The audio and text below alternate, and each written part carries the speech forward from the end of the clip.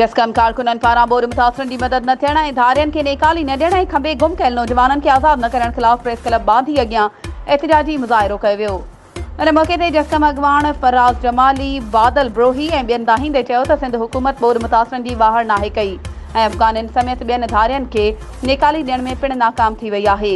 जॾहिं त खंबे गुम कयल क़ौमी कारकुननि खे पिणु आज़ादु नाहे कयो वियो। हुननि वधीक ॻाल्हाईंदे चयो त सिंध हुकूमत फौरी तौर बरसाति ऐं बोर मुतासिरनि जी माली मदद करे त जीअं उहे पंहिंजा घर अॾे सघनि ऐं खंबे गुम कयल क़ौमी कारकुननि खे आज़ादु कयो वञे